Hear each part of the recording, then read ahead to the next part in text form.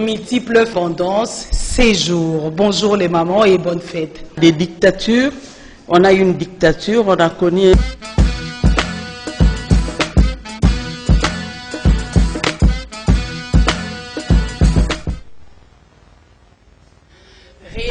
Réaménagement du parti Mouvement des Libérations du Congo, on en parle tout à l'heure.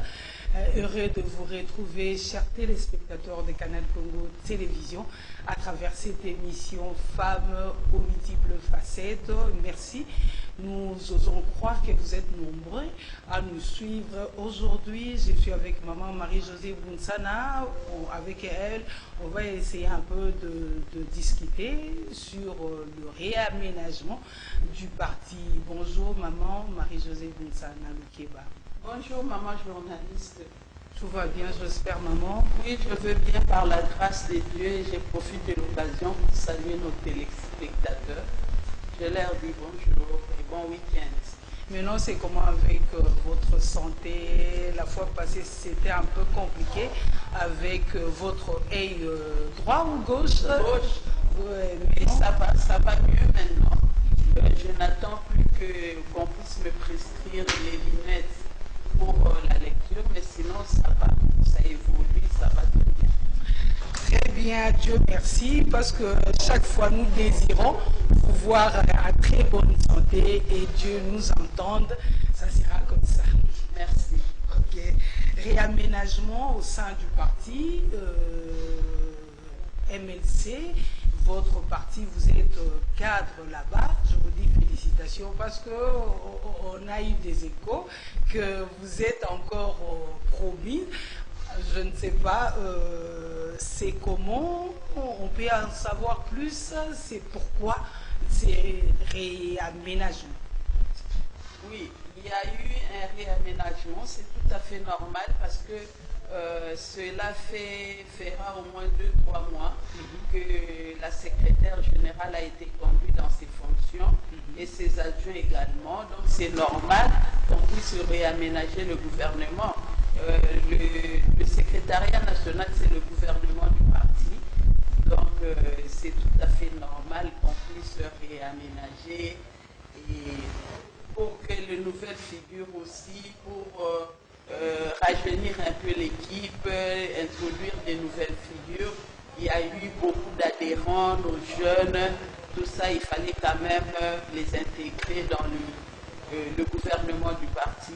Et moi, j'ai été promue secrétaire nationale en charge de l'éducation. Ouh là là. Oui, l'éducation nationale, l'enseignement supérieur et universitaire et recherche scientifique. Ok, en tout cas, bravo. Et je profite de l'occasion pour dire merci à mon président national pour la confiance qu'il m'a faite pour assumer ses fonctions. De grosses responsabilités, l'éducation au Congo, vraiment, c'est compliqué. Un petit mot par rapport à ça? Oui, l'éducation, c'est compliqué, mais c'est question seulement d'avoir, c'est la volonté politique qui manque, parce que l'éducation a été détruite. L'éducation a été détruite, c'est comme avait dit un sage chinois, pour détruire une nation, parce que vous savez, notre nation est détruite. Alors, pour détruire une nation, pour y arriver, il fallait commencer par détruire son éducation, l'éducation et généraliser la corruption. C'est ce qui a été fait. Et le sage chinois le disait à son empereur, qui voulait détruire un peuple par les armes.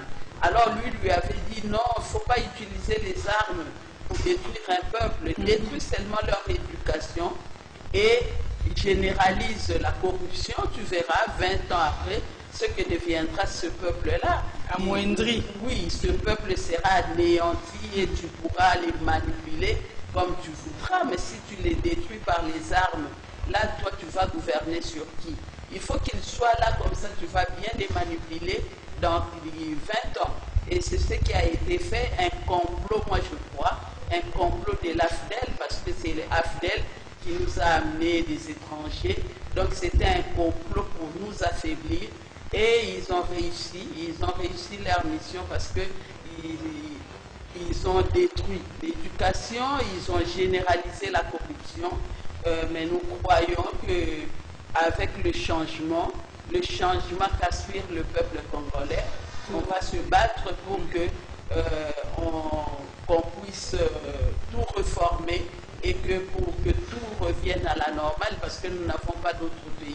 Nous avons qu'un seul pays, la République démocratique du Congo, et nous comptons sur la jeunesse, parce qu'on dit la jeunesse c'est l'avenir d'une nation, mais si on a une jeunesse qui n'est pas éduquée, on a une jeunesse qui est mal formée, l'avenir du Congo sera comment? Or, le monde avait prédit que l'avenir du Congo est beau. Et nous aussi, nous disons, nous croyons à cela, que notre avenir est beau. Mais pour que cet avenir soit beau, il faut que nous ayons des personnes compétentes, des personnes capables, des personnes qui peuvent gérer la nation et établir la justice et la bonne gouvernance. Donc, c'est à cela que nous allons travailler, proposer un programme sur l'éducation au sein de notre parti, parce que nous croyons que demain, c'est le MLC qui sera aux commandes. Donc nous devons nous préparer en conséquence. Un poste de responsabilité, en tout cas que Dieu vous aide. Hein? Merci. Que Dieu vous aide. Madame Bounsana, récemment, le président Jean-Pierre Bemba a redynamisé le parti. Aujourd'hui, c'est le tour des réaménagements. Vous vous préparez en quoi pour l'élection de 2023 ou comment, comme les autres, maintenant ils sont en retraite politique, à qui sortent pour le préparatif de 2023 ou comment vous aussi, vous emboîtez les pas? La politique, c'est la gestion de la cité. La politique n'est pas autre chose. La politique n'est que gestion de la cité. Qu'on soit aux commandes, qu'on ne soit pas aux commandes, les politiques doivent chaque jour réfléchir comment améliorer les conditions de vie des citoyens, comment rétablir ce qui ne va pas, comment réformer les institutions. C'est notre travail. Donc nous ne pouvons pas nous lasser à le faire. On ne doit pas avoir de repli, se dire que non, comme on n'est pas aux commandes, on ne fait rien, on croise le bras. Non, c'est notre travail. Nous devons faire travailler tout le temps, essayer de réaménager l'équipe, essayer de préparer. Ben, c'est le travail des politiques. Donc nous ne sommes que nous ne sommes pas écartés de nos objectifs, nous sommes seulement dans nos objectifs que nous poursuivons. Donc, Vision 2023. Bien sûr, vision 2023, pas seulement 2023, mais non, nous sommes à l'opposition. L'opposition doit aussi dénoncer et proposer certaines choses. Mais comment le faire si on ne réfléchit pas, si on n'est pas organisé?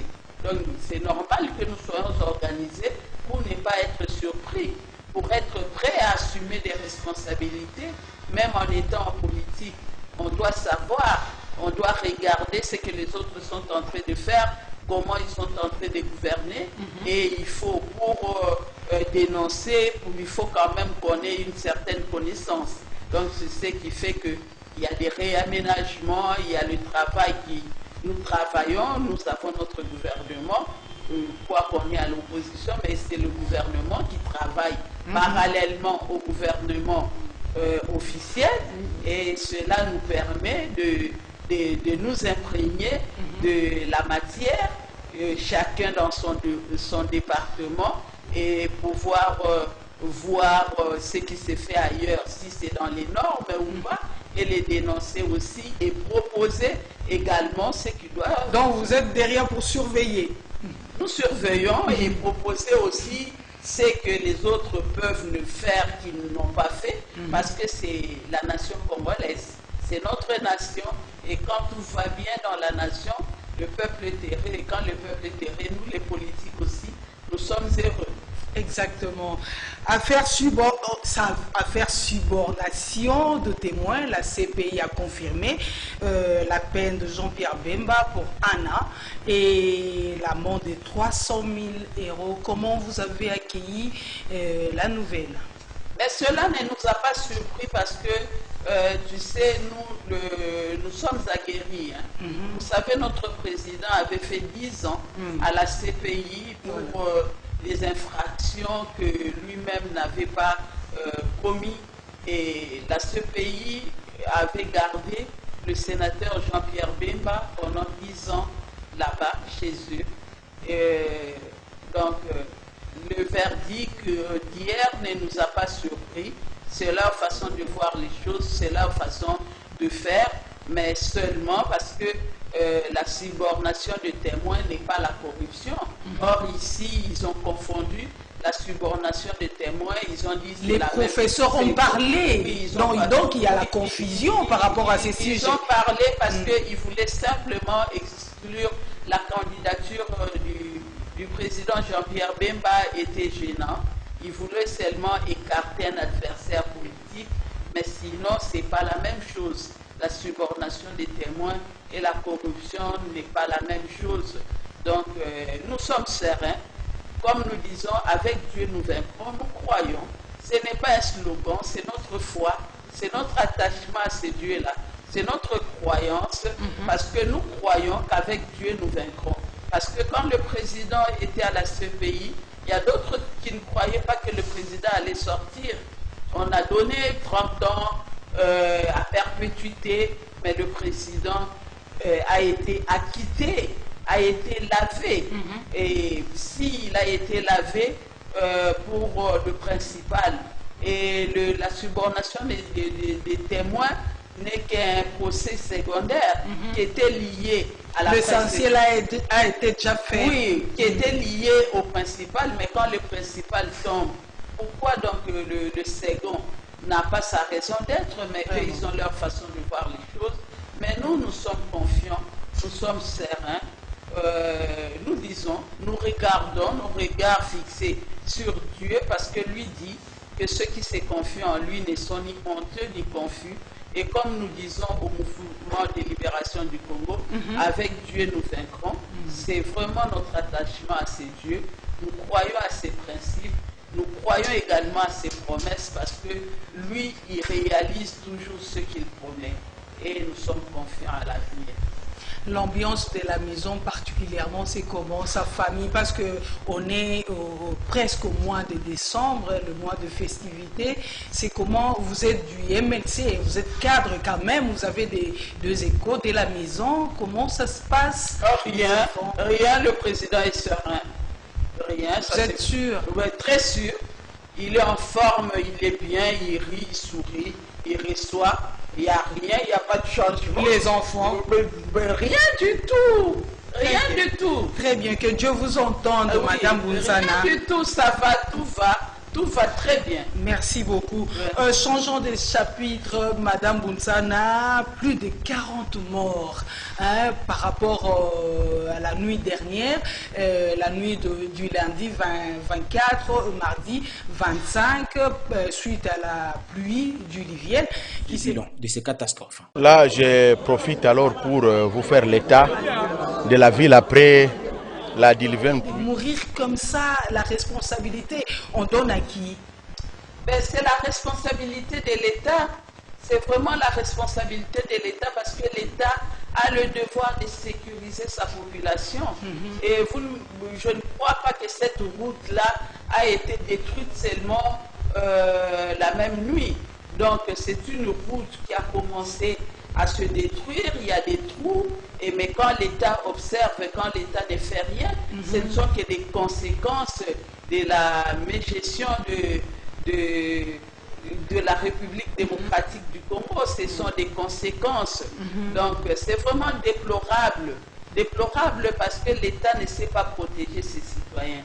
L'État ne prend pas, pour lui il n'y a pas d'urgence. Pour lui il n'y a pas d'urgence. La population crie, la population revendique, on ne tient pas compte de la revendication de la population. Et cette route-là, il y a quand même, c'est la route qui mène jusqu'au campus, voilà, jusqu'à l'intendance. Et puis il y a des cadres, même des ministres qui habitent de ce côté-là. Voilà. Mais ils ont quand même commencé à voir comment la route a commencé à se détériorer, mais ils ont observé.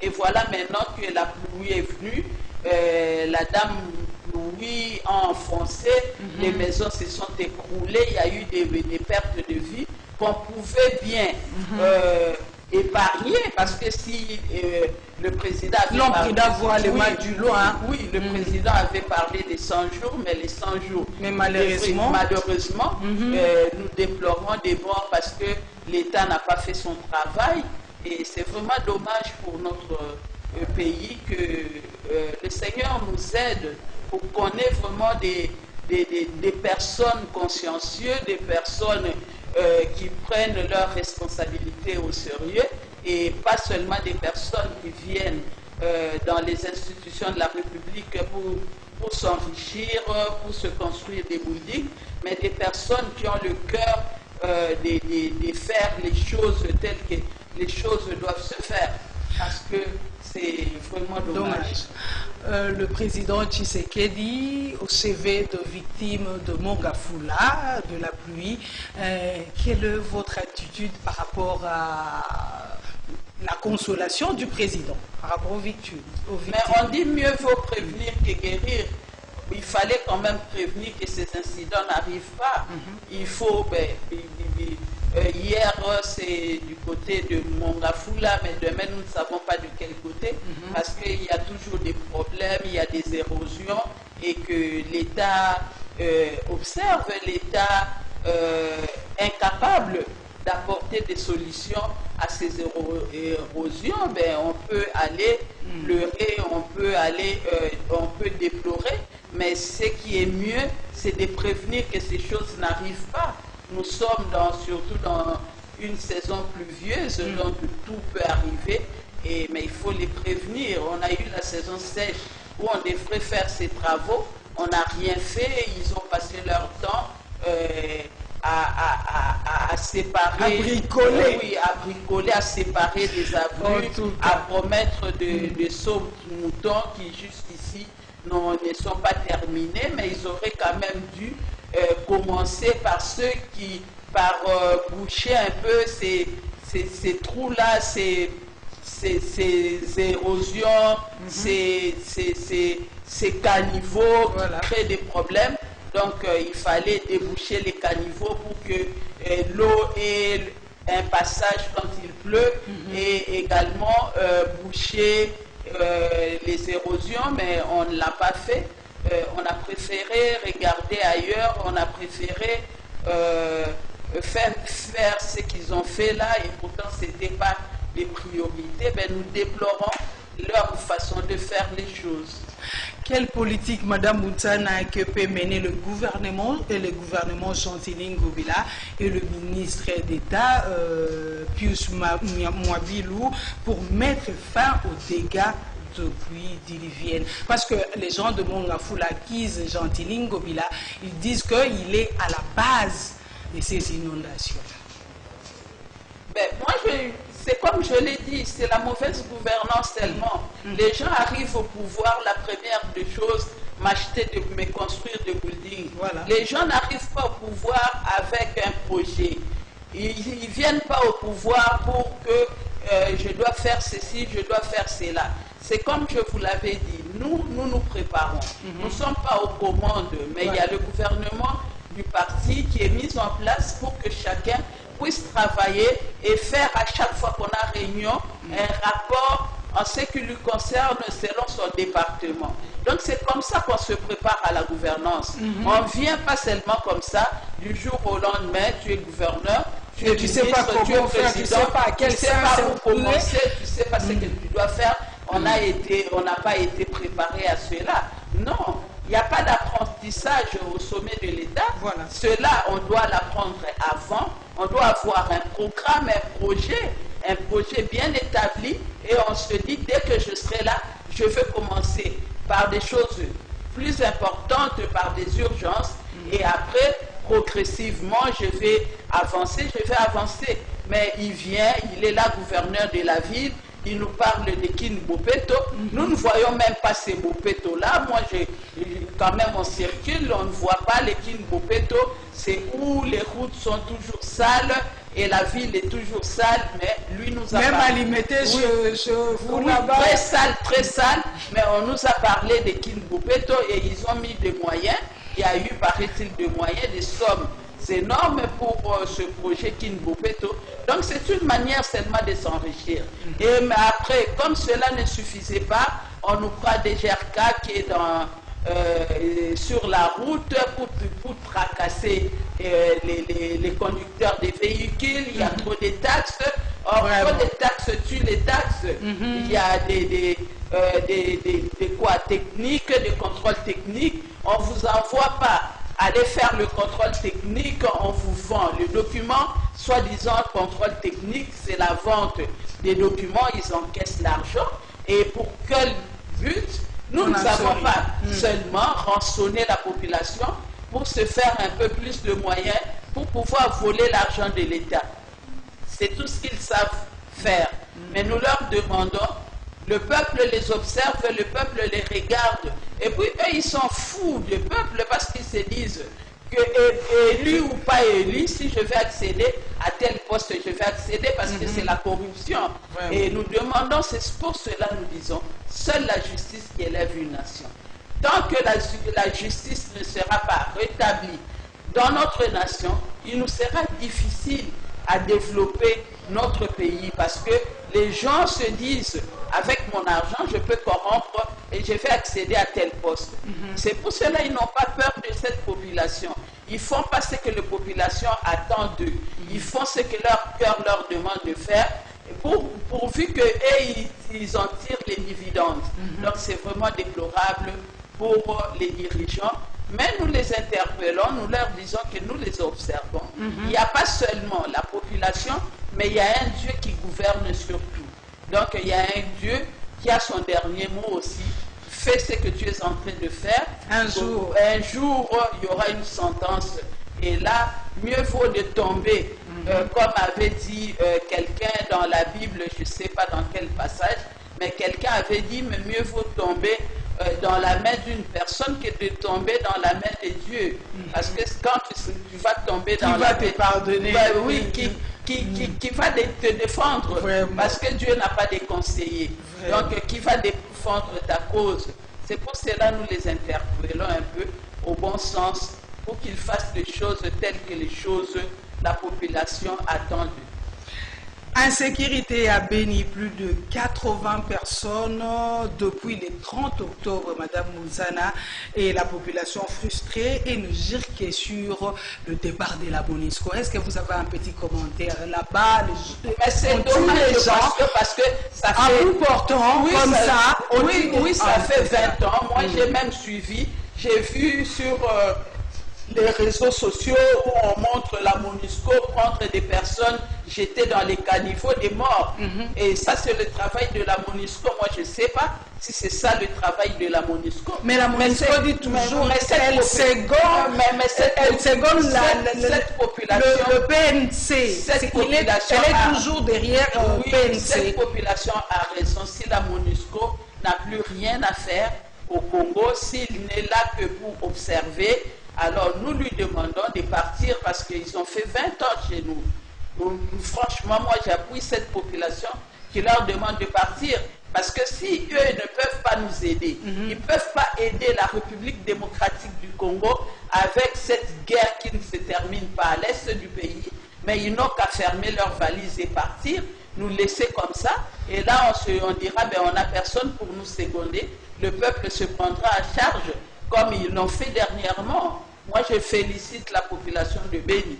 Ce qu'ils ont fait, c'est comme ça que nous-mêmes, nous devons nous prendre en charge. Nous devons pas comme attendre... a dit Mouzé Kabila. Oui, comme avait dit Mouzé, nous ne devons pas attendre que les autres viennent nous libérer. Les autres ne viendront jamais nous libérer parce que nous ne savons pas la guerre, là, qui provoque cette guerre de l'Est. On ne connaît pas, on est en face de qui. Nous ne savons pas qui est notre ennemi, avec qui nous nous battons. On ne connaît même pas l'adversaire. Mais donc c'est une guerre qui est un peu compliquée. Le peuple doit seulement se prendre en charge et bouter dehors ces gens-là qui viennent prétendre, qui viennent pour aider les Congolais. Mais comment venir aider? Vous êtes 20 000 personnes, mais vous n'arrivez pas à nous sécuriser. À maîtriser, oui, à nous sécuriser. Donc c'est vraiment compliqué. Donc ils ne peuvent que partir. Moi je soutiens la population de Béni parce que c'est une population trop souffert, il y a trop d'orphelins, il y a trop de veufs, il y a trop de veuves, donc ça ne va pas. Donc vous êtes du même avis que le genre de Béni? Oui, moi je suis du même avis que Béni, et moi c'est Béni aussi.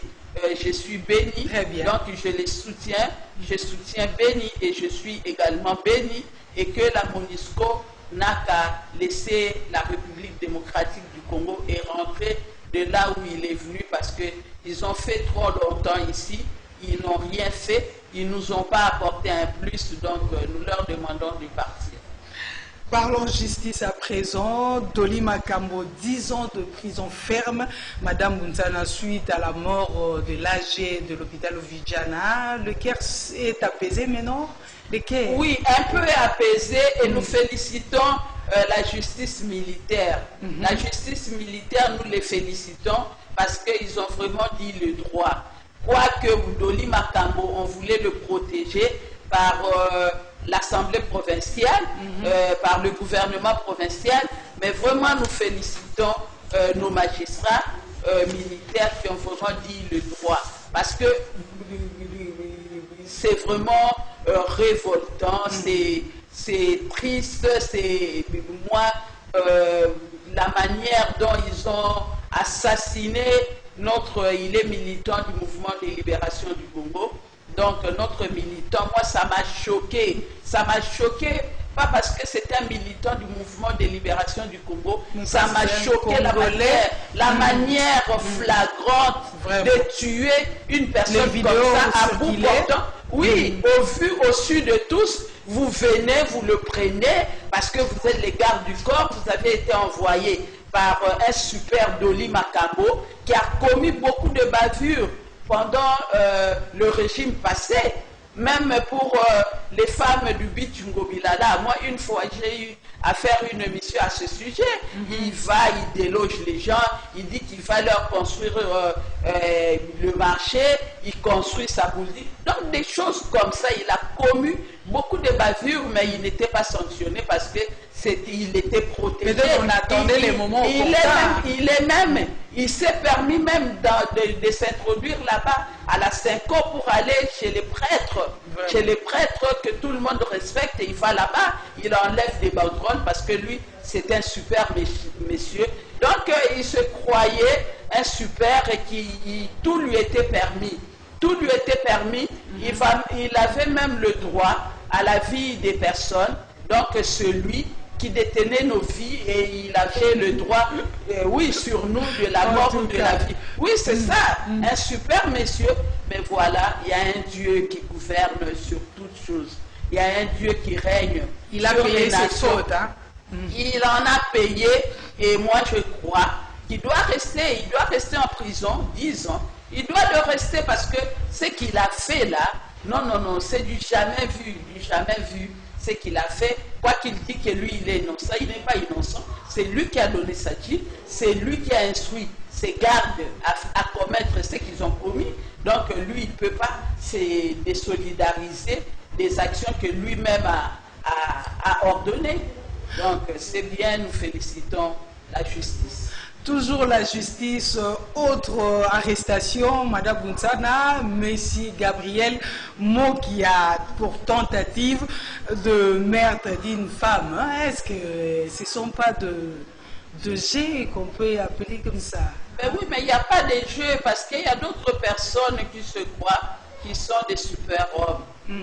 Tout leur est permis, ils peuvent tout faire sur les autres, donc ils ne sont pas inquiétés. On peut féliciter notre justice, mais non. Il n'y a pas... Non, mais nous disons à la justice de dire le droit, parce que c'est la justice qui élève la nation. Okay.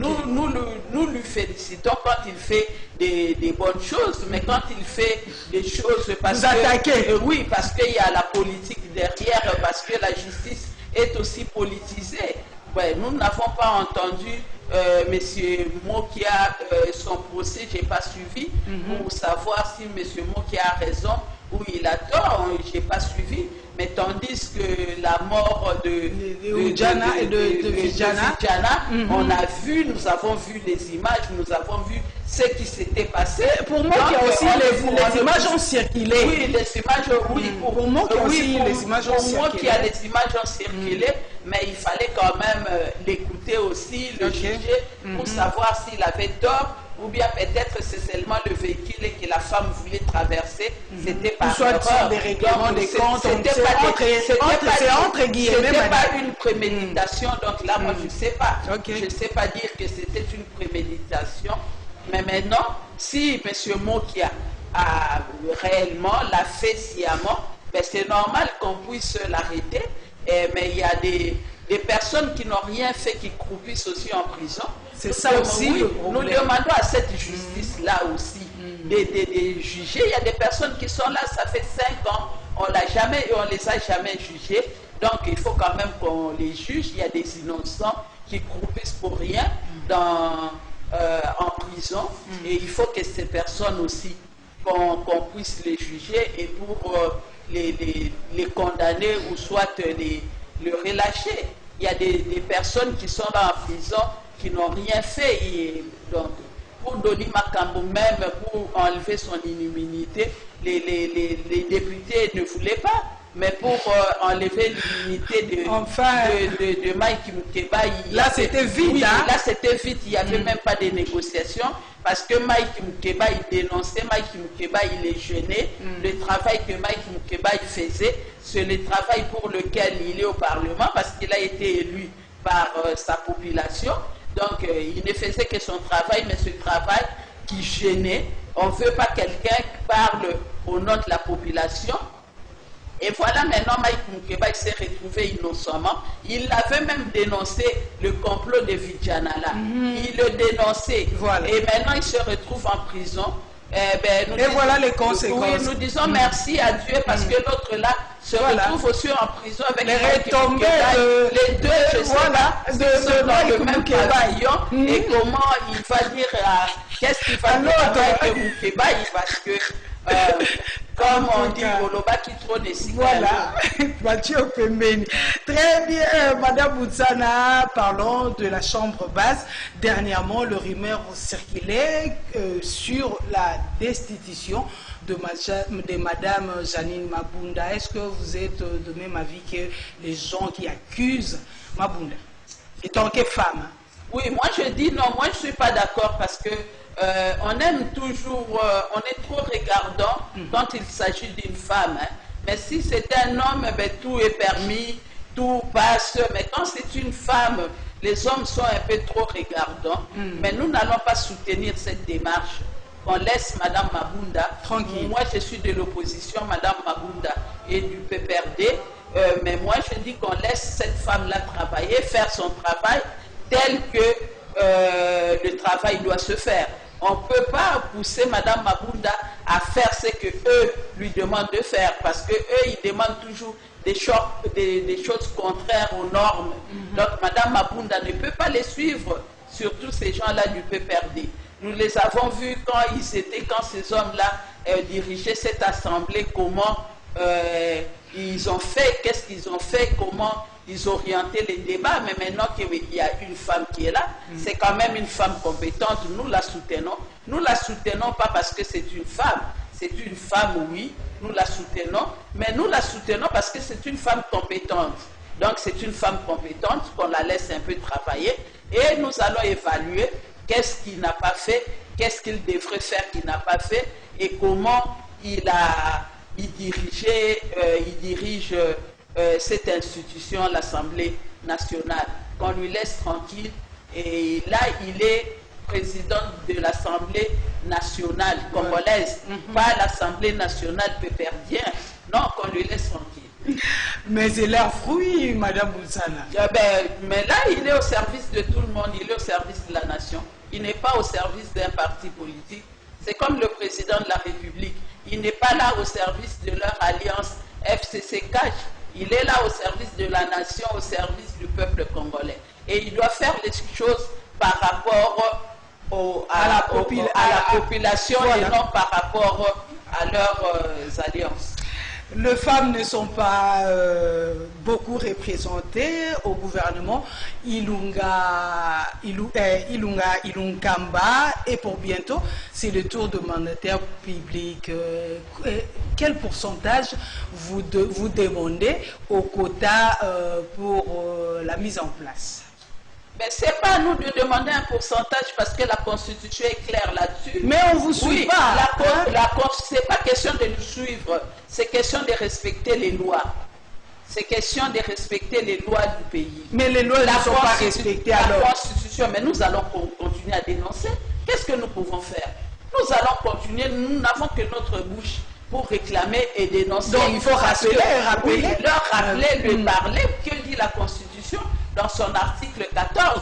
La Constitution demande au pouvoir public de promouvoir la participation paritaire. Voilà. Là, on ne parle pas de pourcentage, 30%, 20%. Non. Paritaire, c'est la parité. 50-50. Voilà. 50-50. Donc, ils doivent veiller à cela.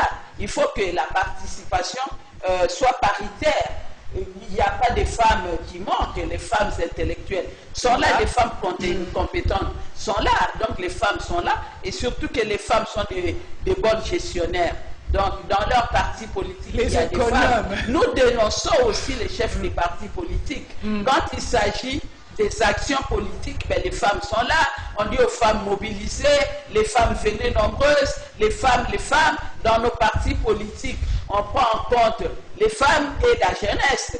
Mais quand il s'agit du partage du pouvoir, les femmes sont relayées au second plan, la jeunesse également, on ne tient pas compte de ces composantes. Et pourtant, dans les actions politiques, on tient compte plus de la jeunesse et des femmes parce que nous sommes nombreuses. Mais maintenant, quand il s'agit du partage du pouvoir, il faut quand même aussi qu'on tienne compte de cette composante-là et former également les femmes qui sont dans les partis politiques pour que ces femmes soient compétitives.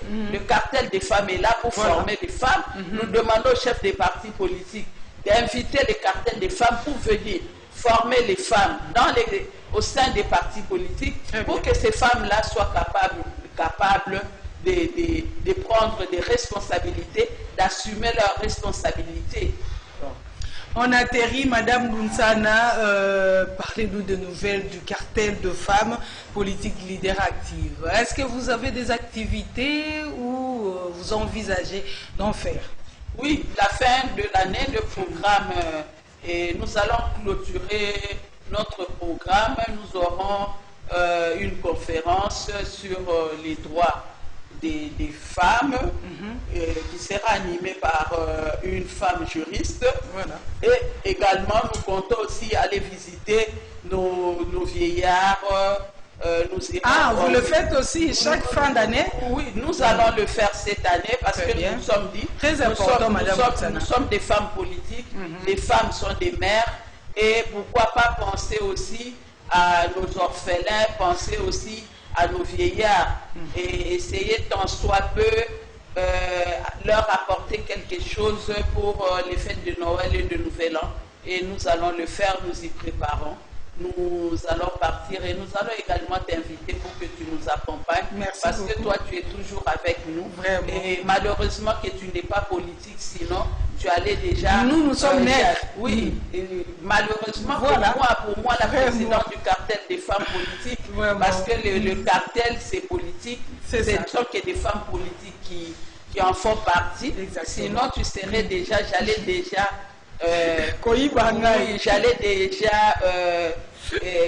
te faire membre de l'association, mais qu'à cela ne tienne, tu vas nous accompagner parce que c'est une action des femmes qui vont aller voir leur maman, leur coco, leur grand-mère, donc il faut que nous soyons très nombreuses et cela leur fera du bien. Un mot pour clôturer. Oui, moi j'encourage les membres du mouvement de libération du Congo, soyons sereins, parce que Dieu ne ment pas. Ce que Dieu a promis reste vrai à jamais. Et ce Dieu-là dit, demeurez en moi et je demeurerai en vous.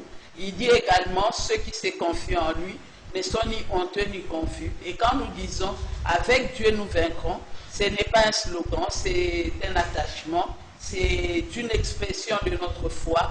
Nous croyons que Dieu ne nous abandonnera pas et allons de l'avant, continuons à travailler pour que l'avenir du Congo soit beau, comme avait dit Lumumba. Donc, soyons vraiment très actifs. Et également, je soutiens les femmes du cartel parce que je suis présidente du cartel des femmes politiques. Je soutiens les femmes du cartel qui sont dans les partis politiques, d'être toujours très actives, d'être compétitives pour ceux qui sont dans CACH ou FCC et que prochainement, il y aura des mandataires dans les sociétés et pour que leur participation soit prise en compte aussi selon leur tendance. Hein? Oui, selon leur tendance, également selon leur activité au sein du parti, parce que tout ça, ça compte. Et j'encourage les femmes et que Dieu bénisse la République démocratique du Congo. Amen. Moi, je dis amen parce que je suis congolaise. C'en est fini pour aujourd'hui. J'ai reçu pour vous Madame Marie-Josée Bounsana Loukeba. Elle est présidente du cartel de femmes politiques, leader active, et elle est aussi secrétaire nationale. Oui. Chargée de l'éducation, enseignement supérieur et recherche. Ouh là là, félicitations du mouvement de libération du Congo. Félicitations, merci à Alain Kabongo, merci à Karine Bébé, au revoir et à très bientôt. D'avance, hein, bonne fête de fin d'année. Merci. Au revoir.